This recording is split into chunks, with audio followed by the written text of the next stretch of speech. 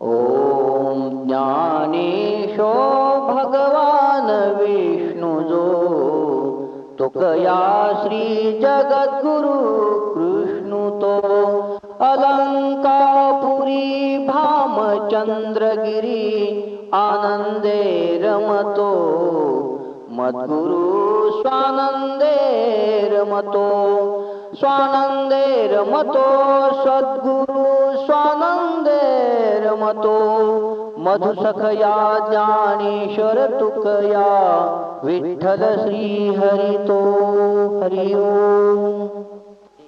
प्रेम रसिका तुझ भेटाया उल्हासित मी असे तुझ्या दर्शने चिदानंद हा उफाळून येत असे. मधु सांगता हे सखया धुंदीत गात जारे मधु सांगता हे सखया धुंदीत गात जारे प्रीती विन जगणे कसले या जगी जन्मुनी रे. नोळखिलेस हे संजीवन सुमन तू फुलणारे नोळखिलेस हे संजीवन सुमन तू फुलणारे हिदळणारे हास्य त्याचे राहणार गालिकारे.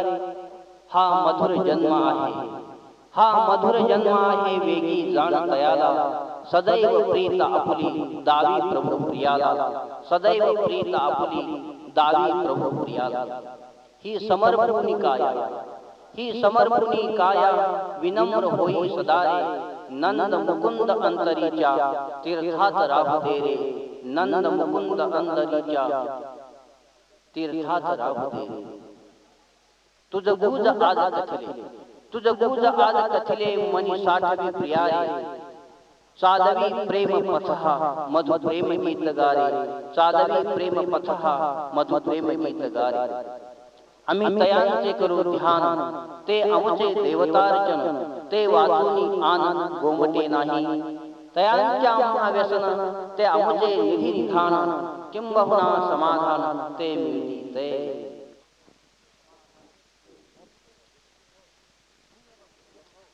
प्रिय रसिकजन हो, भक्ती प्रेम ज्ञान आनंदाने बहरलेले भक्त तुकया आणि तत्वज्ञ संत ज्ञानेश म्हणजे या विराट सच्चिदानंद आत्मसरोवरातील अस्ति भाती प्रेरूप संजीवनी स्नेहल अशी जणू अद्वय कमलपुष्पेच आहेत. रसिकानो, आपल्या हृदयाकाशातील ईश्वराची मूर्तिमंत प्रतिमूर्ती असणाऱ्या सत्यम शिवम सुंदरम अशा मंगलमय अंत सरोवरात प्रसाद रूपी प्रेम पौर्णिमेच्या चंद्रोदयानंतर त्याचप्रमाणे प्रज्ञा प्रभात सुखोदय चित सूर्याच्या आगमनानंतर या मनोहर तेजोपुंज भावफुलांचे दर्शन अनुभवता येते. विशाल अंतरंगातील प्रशांत धवल प्रकाशामध्ये ही भावफुले उमलतात बहरतात आणि आपल्या स्वयंसिद्ध प्रतिभा सौगंधाने अखिल विश्वातील प्रेमी रसिकांना आकर्षित करतात. एवढेच नव्हे तर आपल्या स्वयंप्रकाश स्थितंबर प्रज्ञाचक्षु सौंदर्याने सर्वांना मोहिनीही घालतात. संतुष्ट सततम योगी असणाऱ्या प्रेमरसिकांच्या प्रसन्न निरामय उल्हासित ध्यानरूपी वसंत ऋतूमध्ये चैतन्ययुक्त स्वानंद तरंग स्पंदनांची कोमल नाजूक हलकीसी मंजूळ झुळूक लागताच फुले आल्हादित होतात आणि आपल्या हृदय प्रांगणात मनमुराद स्वच्छंदी डोलतात. त्यांच्या या स्वच्छंदीपणाला या भौतिक विश्वातील नियमांचे बंधन नसते. स्वांत कृपा वैभवाने ज्या निर्मल रसिक योग्यांच्या श्यामल हृदयाकाशामध्ये कले कलेने प्रेम पौर्णिमेचा विकास झाला व पूर्ण प्रसाद चंद्रमा प्रकटला आणि अंतःकरण प्रांत शीतल प्रेम प्रकाशाने उजळून गेला, तद्वतच ज्यांच्या सतत चिंतनशील साधना ऐश्वर्याने अंतरंगात अज्ञान अंधकार संपविणारा अद्वयाब्जिनीचा विकास करणारा प्रखर ज्ञान प्रभायुक्त नवल चंडांश उदयाला आला, त्यांचेच मी जगी परमभाग्य समजतो.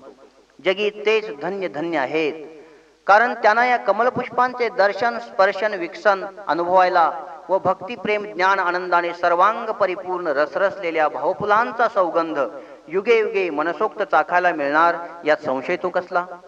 प्रेमरसिकांनी बेधुंद होऊन आपला भावमकरंद भ्रमरवत अखंडित लुटावा आणि संजीवनी तृप्त व्हावे असेच या फुलांना वाटत असते. पण रसिकांची गंमत अशी होते की मकरंद सेवन करीत असताना त्यांच्या तृप्तीचीच कधी तृप्ती होत नाही आणि अपूर्व नवलाव म्हणजे त्या तृप्तीलाही पुनः पुन्हा विलक्षण ओढ लागते त्या मनलोभावन फुलातील मधुकंद रसपानाची. अहो विलक्षण ओढ लागावी अशी त्या फुलातील माधुर्यता ही निरंतर नित्य नूतन प्रतिक्षणी अभिनव अशीच असते. हे आपणासारख्या रसिक योग्याने विसरून कसे चालेल. म्हणूनच की काय जगावेगळा असा एक लुब्ध झालेला हा रसिला प्रेमी मधुकर त्या पद्मद्वयातील रसगंध सेवन करण्यासाठीच जणू युगे युगे आपण स्वतःहून अनंत जन्म मरणांचे आनंदाने सहर्ष स्वागत करण्यास सिद्ध होतो. आणि आनंद डोही तरंग आनंदू अंग ही स्वानंदू अशा अनुभवांत स्फूर्त स्वानंदोर्मी अभंग आविर्भावात बाहो उंच उभारून साऱ्या विश्वातील रसिकांसाठी जो भक्तजन वत्सलू प्रेमळ जन प्रांजळू सत्यशेतू सकळू कलानिधी अशा प्रभूजवळ आपल्या अंतरंगातील गुज प्रकट करतो की तिन्ही लोक्या भरुनी राहो परम प्रेमानंदू तिन्ही लोक्या भरुनी राहो परम प्रेमानंदू जगी जन्मुनी मुक्त लुटावा प्रेम रसकंदू जगी जन्मुनी मुक्त लुटावा प्रेम रसकंदू.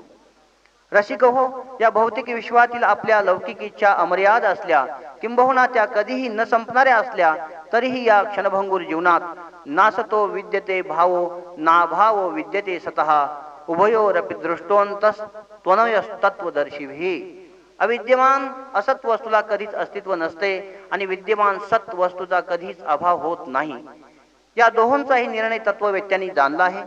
या श्रीकृष्णांच्या गीतोक्तीनुसार आपल्या जीवनात अढळ ध्रुव सत्याचा असा एक सुवर्णक्षण येईल की त्या सुवर्णक्षणी आपल्या अनेक जन्ममरणांच्या दुःखद अनुभवाअंती आपले मन अंतर्मुख होऊन मनातील सर्व इच्छांचे अंतिम पर्यवसान कैवल्य सुमधुर अशा प्रेम पुष्पातील अवीट असा प्रेमरस पिण्यातच होईल. हे अगदी स्वाभाविक आहे. आणि म्हणूनच या विश्वातील सारासार व श्रेय प्रेय यांचा विचार करून मन करारे प्रसन्न सकल सिद्धीचे साधन. किंबहुना का जे या मनाचे एक निके जे देखले गोडीच्या ठायासुके म्हणूनी अनुभव सुखची कौतिके दावीत जाईजे. हे ज्ञानेशांचे मनाविषयीचे मानसशास्त्र ध्यानात घेऊन ऋणू झुनू रे भ्रमरा सांडी तू अवगुणू रे भ्रमरा चरण कमल दलू रे भ्रमरा भोगी तू निश्चलू रे भ्रमरा सुमन सुगंधू रे भोवरा परिमल विद्गदू रे भोवरा सौभाग्य सुंदरू रे भ्रमरा बाप रखुमा देवीवरू रे भ्रमरा ऋणू झुनू रे भ्रमरा सांडी तू अवगुणू रे भ्रमरा. अशा प्रकारे आपल्या मनाला मायेने गोंजारून समजावून सांगून या प्रेमरूपी संत पुष्पातील मधुकंद सेवनाची गोडी लावावी यातच त्याची पूर्णता. अन्यथा रसप्रीती विना मनवा सर्व दुःख ही केवलम हा आपला नित्याचा अनुभव ठरलेलाच आहे. मित्र हो, हा ज्ञानेशप्रेमी आनंद यात्रिक जगाला सांगू इच्छितो की या अलौकिक मधुभाव दिव्य रसानंद प्राप्तीसाठीच भगवान बुद्ध, महावीर, स्वामी विवेकानंदादी महान महर्षींनी आपल्या सर्वस्वाचा त्याग केला आणि अनिर्वचनीय अशा सच्चिदानंद आत्मसरोवराचा मार्ग धरला व प्रेमी नायक परात्पर भगवान श्रीकृष्णांचे उद्धरेदात मनात मानम हे वचन प्रमाण मानून आपल्या पुरुषार्थ साधनेने या आत्मसरोवरातील अप्रतिम कमल पुष्पांचे दर्शन घेऊन जीवनाला नवनवोन्मेष उन्माद आणणाऱ्या प्रेमरस समाधीत दंग झाले आणि या अशांत जगताला आपल्या प्रेम संदेशाने मंत्रमुग्ध केले. म्हणूनच वसुंधरेवर हे प्रेमी आपल्या दिगंत कीर्ती परिमलाने दरवळत राहिले आहेत. तसेच पुढतीही यावत चंद्र दिवाकरव राहतील. म्हणून प्रेमपथिक हो, ज्यांच्या मनाला त्या प्रेम मधुर अद्वितीय पद्मपुष्पातील अमृतमय भावपरावकन सेवन करण्याची तीव्रतम ती इच्छा तर निर्माण झाली, परंतु सेवितो हा रस वाटितो अनिका घ्यारे होऊ नका रानभरी मनाचे संकल्प पावविल सिद्धी जरी राहे बुद्धी याचे पायी संत संगे सर्व काळ अखंड प्रेमाचा कल्लोळ. या त्यांच्या अमृतानुभव वचनावर अढळ श्रद्धा दृढ निश्चयात्मक प्रामाण्य बुद्धी होत नसल्यामुळे आणि निष्ठावंत भाव भक्तांचा स्वधर्म निर्धार हे वर्म चुकू नये, पण आपण सर्वजण नेमके इथंच चुकत असल्यामुळे ही प्रेमसाधना करीत असताना या अथांग गंभीर अशा अंतर्बाह्य जगतातील संकल्प विकल्पात्मक संशयाचा तुफान वारा काही थंडावत नाही आणि म्हणूनच आपण नेहमी भांबावून जात असतो.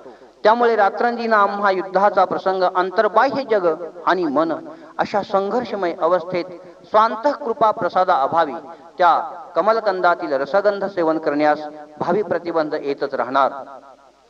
मित्र हो, हे ओळखूनच प्रिय रसिक हो, अशा किंग कर्तव्य मूढ रसिक प्रेमी साधकांसाठीच जणू सच्चिदानंद आत्मसरोवरातील ज्ञानेशांच्या अद्भुत प्रेम कमलदलातून झुळू झुळू वाहणारी ही प्रेम सुधामृत स्वानंद कल्लोळ युक्त भावकाव्य सरिता संत ज्ञानेशांच्या संजीवन समाधी सप्तशताब्दी सोहळ्यानिमित्त या साहित्य सृष्टीवरती या ज्ञानेशप्रेमी आनंद यात्रिकांनी भगीरथ प्रेम साधना करून आणली असे म्हणण्यापेक्षा देवा ऐके ही विनंती करुणी उचित प्रेम घाली हृदयात आलो दान मागायास थोर करुणिया आस घ्यावी घ्यावी माझी भाक जरिका मागे ना अनिक अशी या यात्रिकाची आर्त करुणापूर्ण हाक ऐकून अंतरीचे बीज जाणे कळवळा व्यापक सकळा ब्रह्मांडाचा साधकांचा मायबाप दर्शने हरिताप सर्वाभूती सुखरूप ज्ञानोबा माझा अशा माझ्या ज्ञानेशांच्या भावकमल दलातून सर्व प्रेमी साधकांसाठी ही विहंगम अशी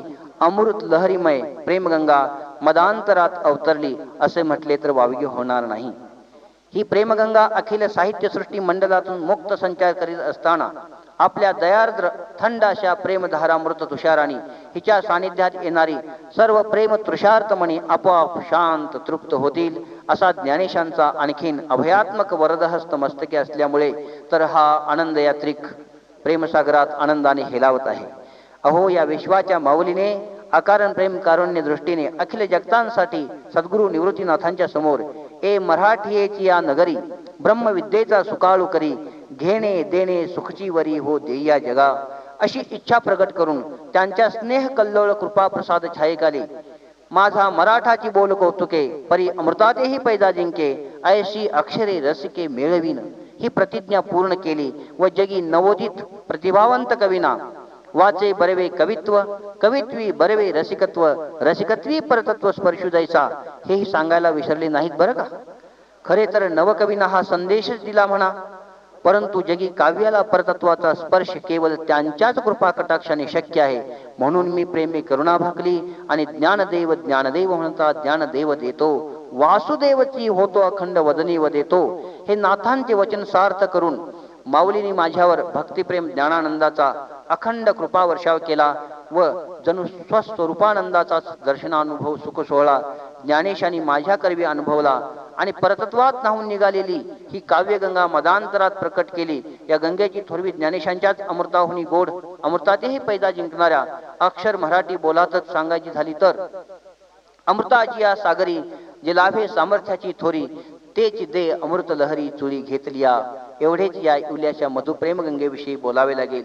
आणि शेवटी धर्म पंथ गुण जाती वर्ण या भेदातीत मी आहे धर्म पंथ गुण जाती वर्ण या भेदातीत मी आहे परिपद कमली ज्ञानेशांच्या भ्रमर होऊनी राहे परिपद कमली ज्ञानेशांच्या भ्रमर होऊनी राहे या आत्मनिवेदन पंक्तीने संवादाचा समारोप करून या हितगुजा अंती विश्ववंद्य कैवल्य साम्राज्य चक्रवर्ती ज्ञानराजांना हृदयांतरी प्रेमे स्मरून मधुराद्वय भावे वंदन करून या अविट प्रेमगंगेला विश्वातील ज्ञात अज्ञात सर्व प्रेमी रसिकांच्या चरणारविंदी सस्नेहपूर्वक सादर समर्पण करतो व नंद मुकुंद प्रेमी नायक परात्पर प्रभूजवळ लढिवाळपणे एकच मागणी मागतो की प्रभो ज्ञानेशांच्या भाव कमलदली सेवनी मकरंदू ज्ञानेशांच्या भाव कमलदली सेवनी मकरंदू तुझी या भजनी मला जडावा अहर्निशी छंदू तुझी या भजनी मला जडावा अहर्निशी छंदू सोहम हंसहा ओम हरि ओम तत्सत ब्रह्मार्पणमस्तु.